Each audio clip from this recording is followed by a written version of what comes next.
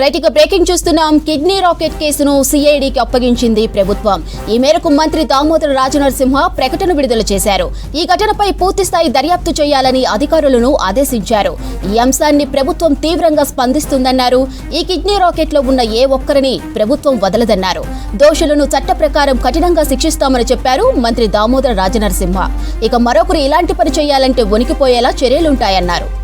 ఇక నిందితుల కోసం ఇప్పటికే పోలీసు బృందాలు గాలిస్తున్నాయి. మొత్తం 8 మందిని అరెస్టు చేశారు. కిడ్నీ దాతలు తమిళనాడుకు చెందినవారుగా, గ్రహీతలు బెంగళూరుకు చెందినవారుగా గుర్తించారు.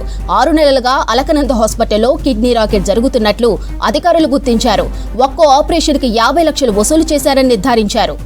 ఇక దీనిపై మరిన్ని డీటెయిల్స్ రాంప్రసాద్ అందిస్తారు. రాంప్రసాద్, కిడ్నీ రాకెట్ కేసు సిఐడికి అప్పగింతపై అప్డేట్స్ ఏంటి?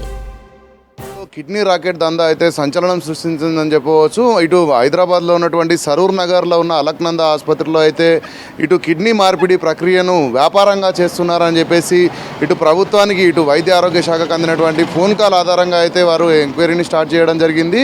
ఇటు వైద్య ఆరోగ్య శాఖతో పాటు పోలీస్ శాఖ సంయుక్తంగా రైడ్ చేయడంతో పాటు అక్కడ ఏదైతే కిడ్నీ మార్పిడి ప్రక్రియలో శస్త్రచికిత్స చేయించుకున్నటువంటి 4 వ్యక్తులను కూడా ఇటు పోలీసులు అదుపులోకి తీసుకొని అయితే వారిని చికిత్స నిమిత్తం గాంధీ ఆసుపత్రికి తరలించడం జరిగింది. ఈ కేసును మొదటి నుంచి కూడా రాష్ట్ర ప్రభుత్వం చాలా సీరియస్గా తీసుకుంటుంది. ఎందుకంటే ఇటు వైద్య ఆరోగ్య శాఖ, ఇప్పుడు డిప్యూటీ డిఎంఎండ్హెచ్ఓ కూడా ఇప్పటికే ప్రభుత్వం తరఫున అయితే ఇటు ఫిర్యాదు కూడా చేయడం జరిగింది సర్నార్ పోలీస్ స్టేషన్లో. పోలీసులు కూడా ఈ యొక్క కేసును సమగ్రంగా దర్యాప్తు చేస్తున్నారు. ఇప్పటికే మనం చూడవచ్చు, అలక్నంద ఆసుపత్రి ఏదైతే ఉందో దానికి సంబంధించి బిల్డింగ్ ఓనర్ ఏదైతే ఆసుపత్రిని నిర్వహిస్తున్నారో సుమంత్ అనే వ్యక్తితో పాటు మరొకరు వ్యక్తిని తొలుత అదే రోజు అదుపులోకి తీసుకున్నటువంటి పోలీసులు అయితే క్రమక్రమంగా విచారణలో భాగంగా చాలామంది వ్యక్తులను ఇటు అందులో సర్జికల్లో ఉన్నటువంటి సర్జన్స్తో పాటు అదేవిధంగా వైద్యులను కూడా అదుపులోకి తీసుకున్నట్లు సమాచారం ఉంది. ఈ క్రమంలోనే గత సంవత్సరం జూలై నెలలో ప్రారంభమైనటువంటి అలక్నంద హాస్పిటల్లో అయితే కేవలం కిడ్నీ మార్పిడి దందానే కొనసాగిస్తున్నట్టు మాత్రమే ఇటు పోలీసుల దృష్టికి రావడంతో అయితే ప్రభుత్వం దీనిపైన చాలా సీరియస్గా తీసుకుంది. ఈ కేసును గత 6 నెలలుగా కూడా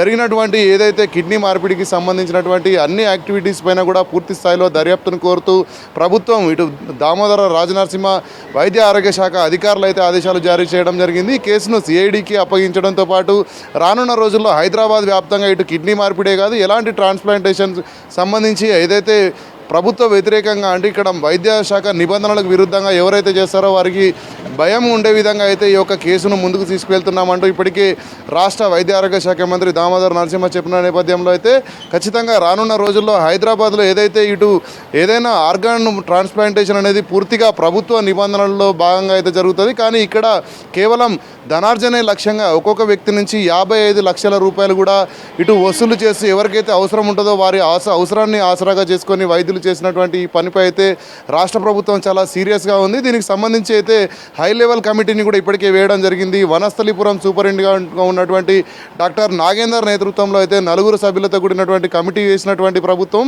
అనంతరం ఈ కేసును సిఐడికి అప్పగించేందుకైతే ఈరోజు పూర్తి స్థాయిలో రాష్ట్ర ప్రభుత్వం తరఫున రాష్ట్ర మంత్రి దామోదర రాజనరసింహ అయితే అధికారుల ఆదేశాలు జారీ చేయడం జరిగింది. రానున్న రోజుల్లో ఎక్కడ కూడా ఇలాంటి ట్రాన్స్ప్లాంటేషన్ కిడ్నీ అనే కాదు ఎలాంటి ట్రాన్స్ప్లాంటేషన్ కూడా చట్ట వ్యతిరేకంగా జరగకుండా ఉండేందుకు ఇలాంటి చర్యలు తీసుకున్నట్లయితే మనకు తెలుస్తుంది. మాదిరి